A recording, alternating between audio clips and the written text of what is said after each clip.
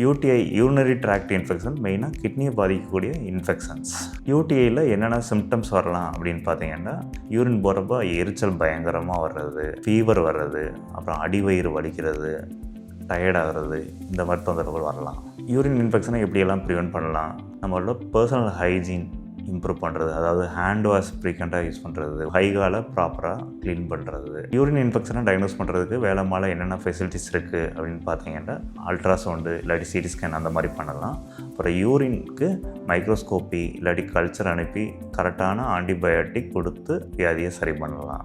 Kidney infection யாருக்கெல்லாம் வரலாம் அப்படின்னு பார்த்தீங்கன்னா, டயபெட்டிஸு, கிட்னியில் ஸ்டோன் இருக்கவங்களுக்கு, அடிக்கடி யூரினில் கத்திட்டு போட்டால் வரலாம். அப்புறம் ஆண்களுக்கு ப்ராஸ்டேட் இஷ்யூஸ் இருக்கவங்களுக்கு, அப்புறம் பெண்களுக்கு மெயினாக மாசமாக இருக்கிறவங்களுக்கு, அப்புறம் போஸ்ட் மெனோபாசல் உமன் அவங்களுக்குலாம் வரலாம். என்னென்ன காம்ப்ளிகேஷன்ஸ் வரலாம் அப்படின்னு பார்த்தீங்கன்னா, யூரின் இன்ஃபெக்ஷனால் செப்சிஸ் வந்து உயிரிழப்பு கூட ஏற்படுறதுக்கான வாய்ப்பு இருக்குது.